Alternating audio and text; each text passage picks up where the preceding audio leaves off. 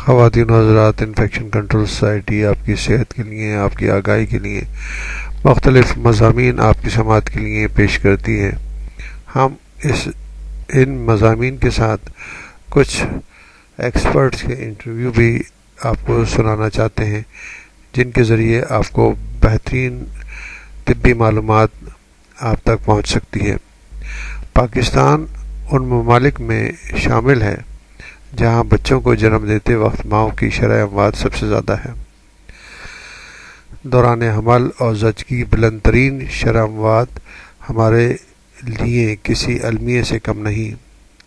نانیوں دادیوں کی رہنمائی نہ ہونے کے سبب سے کئی مسائل پیدا ہو رہے ہیں۔ ماں بننے کے عمل بیماری نہیں، بے آرامی اور بہت آرام دونوں انتہاؤں سے بچنا ضروری ہے۔ معروف گائنیکولوجسٹ ڈاکٹر فائزہ ملک سے خصوصی بات چیت اور انٹرویو کے بارے میں ہم آپ کو بتانا چاہیں گے۔ اسی طرح ہم پہلے 5 سال کے دوران نوزائیدہ بچوں کی اموات کی شرح بھی تشویشناک ہے۔ معروف گائنیکولوجسٹ ڈاکٹر فائزہ ملک نے ان تلخ حقائق کی جو وجوہ بیان کی ہیں ان پر قابو پانا مشکل نہیں۔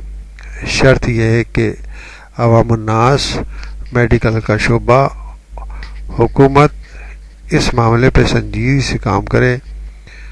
ڈاکٹر فائزہ داتا دربار ہاسپٹل لاہور میں چیف گائنیکولوجسٹ اور میڈیکل سپرنٹنڈنٹ ہیں۔